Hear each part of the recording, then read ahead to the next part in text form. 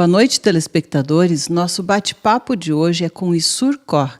Ele que é vereador da cidade de Novo Hamburgo, mas também professor, músico, escritor, está como pré-candidato agora a deputado estadual e vai nos contar um pouquinho, né, dessa vida agitada e multifunções, não é, Issur? Tudo bem?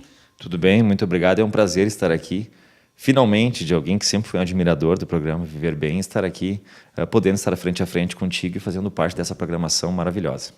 Olha, muito me alegra isso, né? Fico feliz aí com as palavras e para mim também é uma satisfação, né, te ter aqui conosco, uma vez que és multifacetado, que és muito atuante aqui na sociedade hamburguense, né, na vida como vereador. Então conta um pouquinho para a gente aí, né, de como começou tudo isso.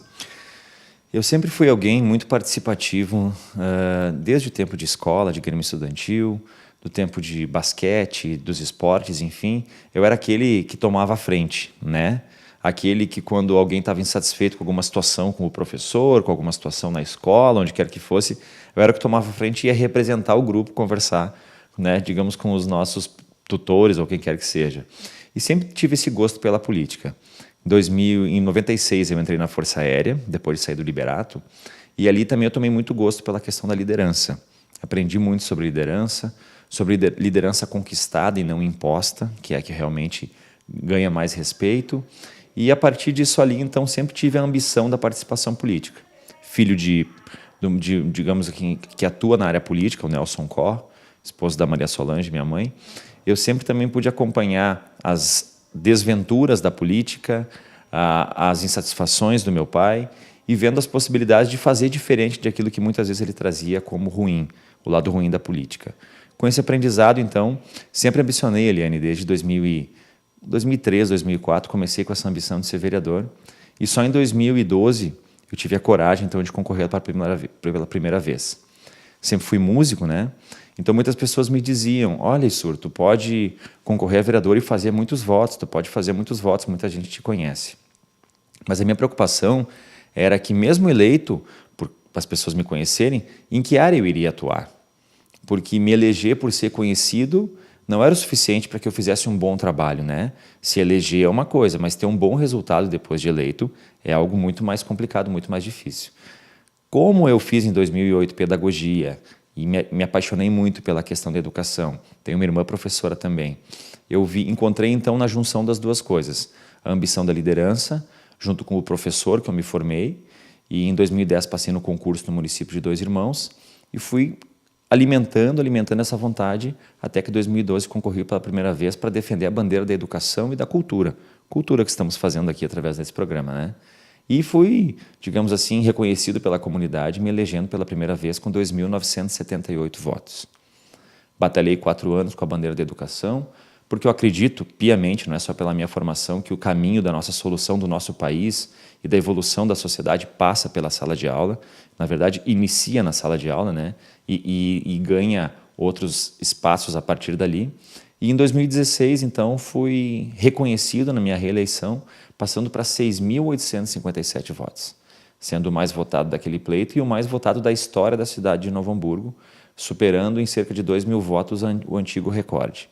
E isso, na verdade, é motivo de muita alegria no primeiro dia, mas de muita responsabilidade nos restantes, né? O primeiro dia, sim, foi uma alegria, uma comemoração, mas depois deu um choque de realidade. Bom, o mais votado é o mais cobrado, é o mais visado, é o mais exigido. E agora estou tentando dar conta dessa responsabilidade aí nesse segundo mandato. No segundo dia tu pensou, o que eu fui fazer, né? Bem, uma frase famosa de Saint-Exupéry, né, do famoso Pequeno Príncipe, que a gente é responsável por tudo aquilo que cativas, né? Então, a partir do momento que eu cativei mais do que o dobro de eleitores, eu tinha a responsabilidade também, e não só com os meus eleitores, mas com toda a cidade, a responsabilidade de, por ser o mais reconhecido, o mais lembrado e o mais votado, ser o que tem que dar exemplo, que tem que fazer diferente realmente e que tem que mostrar que valeu a pena.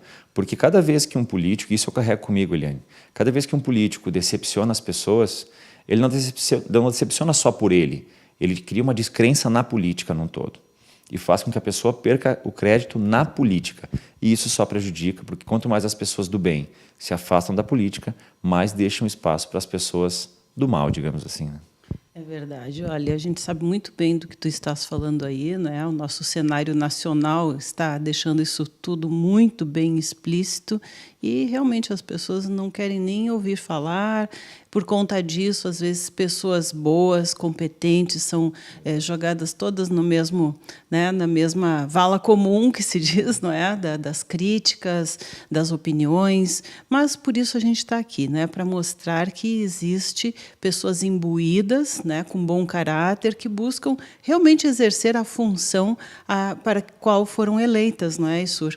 E eu também gostaria de dizer que, na minha opinião, o segmento da educação, né, essa bandeira da educação que tu defendes, é a base, é a mais importante, porque com educação tu tem melhor saúde, né? Com educação tu tem menos violência, com educação tu tem mais empregos e com tudo isso mais alegria. Então, eu creio que a educação é realmente a base de tudo. Então, que tu possa continuar aí, né, defendendo essa bandeira como deputado estadual, que eu penso que nós vamos te ter lá, não é? Deus lhe ouça. E eu quero fazer uma analogia à sua profissão de médica, né? Que, digamos que na solução de várias áreas, na saúde, na segurança, e vou pegar como exemplo a segurança, as pessoas entendem muitas vezes que a solução da segurança, e é de forma imediata, é mais armamento, mais policiamento, é mais opressão, mais, digamos assim, presença policial. E eu concordo que isso, de momento pontual, é a solução. Mas isso é o remédio. Mas a prevenção é a educação. Enquanto a nossa sociedade continuar produzindo, entre aspas, tantos delinquentes por falta de espaços de educação de qualidade, por falta de vagas nas escolas. Claro que existem aqueles que têm todas as oportunidades do mundo, que têm acesso à educação e optam pelo caminho do crime. Mas uma grande maioria não teve todo o amparo que poderia ter na escola, na sala de aula, e acaba se tornando delinquente no futuro. E para a gente estancar isso a longo prazo, o caminho é a sala de aula. No presente, é policiamento, é uma revisão nas nossas leis quanto às penas, para que aqueles que foram condenados e estão presos sejam mantidos presos e não tenha uma lei tão branda que coloca o criminoso na rua a qualquer momento, mas a longo prazo a solução é a educação. Na saúde, da mesma forma, né? A quantidade de casos que nós temos de pessoas que estão hoje ocupando leitos, seja por gravidez precoce, seja por transmissão de doenças que seriam facilmente, digamos assim, evitadas, mas que não são evitadas por desconhecimento das pessoas, tudo isso passa pela educação. E não falo só de educação formal, né, Eliane? Professor, sala de aula. Educação da sociedade. Quando eu tenho um filho de 4 anos e eu estou caminhando com ele esses dias na rua, e ele via um senhor de 60 anos jogar um papel no chão, aquele senhor está deseducando, ajudando como sociedade a deseducar uma criança e mostrando que, bom, se aquele tio de 60 anos pode fazer isso, por que eu de 4 anos não posso? Eu automaticamente conversei com ele, expliquei, olha filho, aquilo que o tio fez foi muito errado, vamos juntar o papel, juntamos o papel, colocamos no lixo. Então, essa educação da sociedade num todo. Países que evoluíram muito e que hoje são vistos por nós como exemplo, países de primeiro mundo, eles têm como grande característica o investimento maciço em educação e, como eu disse, não só de sala de aula, toda a sociedade junto, educando as próximas gerações. Olha, isto é o ideal, não é? E que tu estás buscando aí e tem o nosso apoio. Bem, Sura, a gente vai fazendo um breve intervalinho, mas já voltamos com você daqui a pouquinho. Continue conosco. Voltamos e continuamos a conversar com Isur Cor, que é vereador na cidade de Novo Hamburgo e também escritor, ele é professor, ele é músico, ele é multifacetado, né? E como vereador realiza um trabalho maravilhoso e focado especialmente na educação, que é uma das principais ferramentas, a meu ver, para que o país possa retomar o seu desenvolvimento. Então, Isura, eu queria que tu continuasse a falar sobre isso, porque a gente quer ver como é que os políticos pensam. Como é que eles desenvolvem esse trabalho para que se tenha um resultado mais a longo prazo? Porque no bloco anterior tu disseste que a necessidade atual é com segurança e habitação e tantos outros, né? Outras necessidades do povo brasileiro, que eu creio que é um contexto geral. Mas Eu também falei que a educação é a base de tudo, só que é uma construção, um trabalho de formiguinha, né? Como é que é legislar a favor disto? Como é que funcionam essa batalha aí que vocês realizam? Eu costumo, muito importante essa pergunta, porque eu costumo fazer uma analogia. Antes de me eleger vereador, e quando a gente ambiciona ser vereador, tu pensa que tu vai fazer um trabalho de arquiteto, de engenheiro, de projetar, de desenhar o futuro, de arquitetar o futuro, de pensar possibilidades. Mas quando tu chega na Câmara de Vereadores, teu papel é muito mais de bombeiro, de estancar problemas da área da saúde, de estancar problemas da segurança, de estancar problemas da área da educação.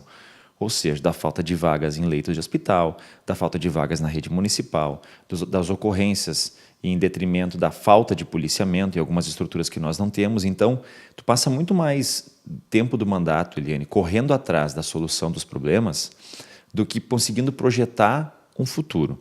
Então, o grande desafio que eu encontro hoje é conseguir dosar, dedicar um tempo do meu mandato a atender as demandas da comunidade que batem à porta do vereador, mas principalmente conseguir encontrar tempo e estrutura para projetar o amanhã. Nós temos que pensar em que Novo Hamburgo, que estado, que país nós teremos em 2025, em 2030, em 2040. É preciso que os políticos tenham condições de sentar e arquitetar isso. Mas isso é tão sério e tão importante que também não podemos deixar apenas na mão dos políticos. É importante que toda a sociedade participe desse processo. Eu sou um que eu posso dizer que no meu gabinete, e aí não digo por ser eu o vereador e SUR em si, mas nós vereadores, o contato que a população faz com nós, digamos que 80% dos contatos são críticas, desconstrutivas muitas vezes, e 20 a 15% são críticas construtivas ou proposições. E isso é muito importante. A crítica, ela é essencial, ela faz parte do processo político, mas a proposição, a ajuda, a orientação, a dica é essencial também. Eu costumo dizer, nós somos 14 vereadores na Câmara, que se 2 cabeças pensam melhor que uma, 250 mil cabeças pensam muito melhor do que 14 ali na Câmara. E é uma pena nós vermos pessoas com capacidade, com conhecimento, pessoas que têm uma condição imensa de contribuir para a sociedade, cada vez mais pregando que estão se afastando da política. Eu não quero saber de política, eu não vou me envolver com política, porque realmente é preciso dividir a política da política partidária. A política, nós seres humanos fazemos desde que nascemos. A gente dialoga com o vizinho, a gente intermedia situações na escola, na sala de aula. A política, no sentido mais literário dela, é a arte de se relacionar com a polis, né? É a arte das relações das pessoas. E é uma arte realmente a saber se relacionar. Um programa de TV faz política. A pessoa que está à frente de um mercado e que recebe os seus clientes na porta para melhor atendê-los, faz política. Mas a política partidária é que tem esse lado mais pejorativo, esse lado mais ruim. E as pessoas muitas vezes confundem isso. Então não precisa estar filiado num partido político para fazer política. E aí, para concluir a minha fala, a importância dessa evolução da participação das pessoas inteligentes e das pessoas capacitadas é que nós precisamos evoluir culturalmente. E aí eu vou concluir dizendo que uma das coisas que mais me incomoda, e eu adotei esse termo, é legislar sobre o óbvio. Vou exemplificar. Em 2014 eu botei um projeto de lei chamado Lixo Zero para multar pessoas que jogam lixo nos arroios, nos córregos, nas ruas, pessoas que pegam itens como um sofá, uma geladeira que não quer mais e joga dentro do arroio, porque entende que ali é o caminho, como se a água fosse levar aquilo embora para algum lugar. E aí o que eu digo de legislar sobre o óbvio? Quando eu preciso, em 2014, em pleno século XXI, criar uma lei para multar as pessoas para que elas não joguem lixo no chão, nós temos um problema de evolução cultural. Quando a gente precisa, em 2014, criar processos, 2018, criar leis para evitar, por exemplo, que o marido agrida a esposa dele, ter leis para evitar coisas básicas, né? De que, enfim, como eu disse, de jogar lixo no chão e outras questões. Eu botei um outro projeto agora que obriga, veja bem, as operadoras a recolher os fios que estão sobrando nos postes. Fios inoperantes, esses fios da telefonia da década de 80 e 90, que estão aí emaranhados nos fios da cidade que todo mundo consegue perceber. É horrível aquilo, é uma coisa absurda, eu já percebi. E estão lá jogados e ninguém tira, não serve para nada, enfeiando a cidade, inclusive. E quando a gente precisa, para que alguém que trabalha nesse setor tenha um simancol, vamos dizer assim, né? A gente tem que criar uma lei punindo para que isso seja atendido, nós estamos legislando sobre o óbvio. E é uma pena, porque tudo onde as pessoas não fazem por entendimento, né, por espontaneamente ou por compreensão de evolução cultural, que isso é preciso tirar para embelezar a cidade, a gente tem que inventar leis. E cada vez que a gente inventa leis, a gente vai aumentando esse bolo legal que nós temos no Brasil, que gera uma burocracia imensa. Tu trabalhas na área da saúde, tu sabe a quantidade de burocracia que existe para tudo e para todos. Às vezes, para fazer um comprimidinho desse tamanho, chegar numa pessoa lá na ponta, é um calhamaço de papel que custam 60 vezes mais do que o próprio comprimido. Então, por quê? Porque nós precisamos que as coisas evoluam culturalmente, através da educação, para que no futuro a gente possa revogar leis que tratam de jogar lixo no chão, possamos revogar leis que punem um marido que agride a esposa. E, para finalizar, as pessoas falam tanto em reforma política, né? Quando a gente precisa criar uma lei para que um político que foi condenado, que é corrupto, que é comprovadamente ladrão, não possa concorrer, porque se ele puder concorrer, vai ter pessoas para votar nele, a gente tem muito a evoluir ainda. Isso deveria ser o óbvio, né? Poxa, conhecidamente, e aí eu não quero citar nomes, mas, por exemplo, se sabe que o candidato A, B ou C está envolvido em corrupção e a gente precisa criar uma lei para que ele não possa concorrer, porque se ele concorrer, ele vai ganhar, a gente realmente tem bastante a evoluir. Olha isso, só no Brasil, né, que as pessoas votam em bandido preso, né, que está na cadeia. Isso é um choque de culturas. Quando acontece alguma coisa no exterior, o pessoal já brinca, não é, que só pode ser brasileiro. Tem até os vídeos aí que ficam, né, brincando com a gente, mas é a realidade, não é? Mas olha só, Issur, nosso programa já está quase chegando no final e a gente ainda quer falar sobre isso aqui, ó, a tua parte de escritor. Não é? Falamos aí do vereador, do pré-candidato a deputado estadual. Agora conta um pouquinho para a gente ainda deste livro que vai ser lançado em breve aí, né? Conta um pouquinho dessa historinha para a gente. Essa história começou há 2 anos atrás, quando no aniversário de 10 anos da minha filha, eu presenteei ela com, digamos assim, um rascunho de uma história de um livro, né? E agora essa história vai se completar dia 31 desse mês, de julho, quando ela vai ser presenteada com a primeira edição do livro. Aqui, na verdade, é o modelo que vai ir para a gráfica, já com registro, e até deixar registrado que eu tive a ajuda do seu filho, né, do Atos Beren, para que eu pudesse, o nosso escritor aqui da cidade, uma referência, para que eu pudesse conseguir o registro e lançar esse livro. Já sabe todo o caminho, né? É só chegar lá e fazer. Nos deu um grande auxílio nesse caminho, sou muito grato a ele. E esse livro, ele conta a história. Eu dei como personagens meus 2 filhos, então o nome na verdade, vai ser uma série, né? A princípio são 3 livros, As Aventuras de Princesa Isadora e Capitão Gael, que ela se intitula Princesa desde pequena, e nós brincávamos que se ela era princesa, ele era o capitão, porque ele tinha um navio quando era pequeno, e ele se dizia que ele era capitão do navio. E essa história ela é muito breve, mas é uma questão que muitos pais estão vivendo hoje em dia. Ele conta a história de 2 crianças que constantemente a sua atividade, a sua brincadeira se baseia em internet, tablet, celular, computador, né? E num dado momento eles precisam passar um final de semana na casa de uma avó no interior, num sítio que não tem nada de tecnologia. E ali eles precisam reaprender digamos assim, a voltar com as brincadeiras que os seus pais brincavam quando eram pequenos. Então a avó deles na história, que ganhou o nome da minha avó, recém-falecida, minha avó Beloni, Billy, que era o apelido dela, ela explica para eles como brincar de esconder, brincar de amarelinha, de 5 Maria, de pega-pega, de cabra-cega e uma série de outras brincadeiras que os pais deles faziam quando eram pequenos. Por exemplo, tem um momento aqui do livro onde eles querem à noite ir dormir e eles dizem para a vovó que eles não estão acostumados a ir dormir sem ter um tablet ou um celular para eles olhar vídeo.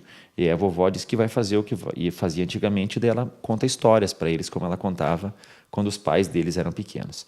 Então é um livro que ele tenta resgatar a infância que a minha geração ainda teve, de brincar na rua, de se divertir, de se sujar, de brincar no mato, de brincar na construção, enfim, todas aquelas brincadeiras que hoje em dia muitas vezes a gente sabe que foram todas substituídas pela internet, pelo celular, né? E a gente não viu ainda, mas acredito que no futuro isso vai ter até uma questão da saúde envolvida, né? Por essa inércia, né? Por essa falta de atividade física que estava envolvida nas brincadeiras mais antigas. Então, o livro, como eu disse, vai ser um presente de 12 anos para minha filha, no dia 31 de julho, e espero que ele possa servir para muitos pais, e principalmente nas escolas, para esse alerta assim, da importância da gente Não podemos combater a tecnologia, não é nem essa a intenção.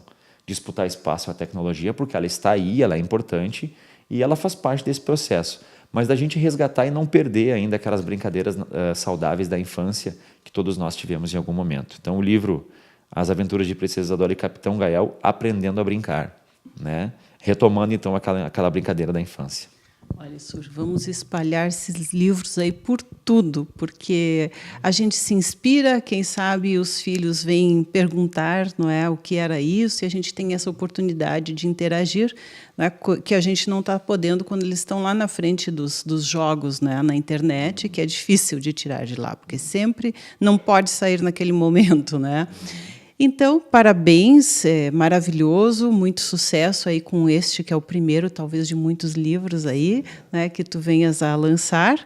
Eu adorei, a proposta é maravilhosa de fato, e que a gente possa estar curtindo esse livro aí com as crianças também, com os filhos, com os netos, quem sabe até com os bisnetos, e também contando historinhas ali como, né, a vovó Bili, né, faz aí no livro para os seus netos.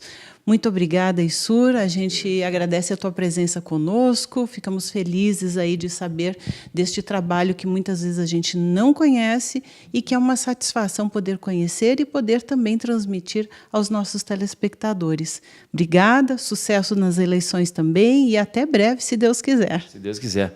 Muito obrigado pela oportunidade e, mais uma vez, papel de fã. Assim, é um prazer, pela primeira vez, estar contigo aqui num programa que eu admiro desde meu início, assim, nas algumas atividades na televisão. Tu és nossa referência aqui e és um ícone para a nossa TV aqui do Vale da Região. E só dando um spoiler inicial, o primeiro é sobre isso, o segundo é sobre cuidados com os animais, da proteção animal, e o terceiro é cuidado com o meio ambiente. Então já tem uma trilogia encaminhada, né? Esse é o primeiro de 3.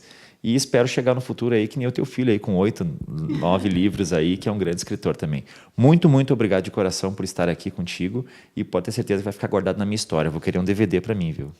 Com certeza, vai estar no YouTube também, né, para o pessoal todo curtir. Obrigada, então, e até amanhã com você. Vermelho.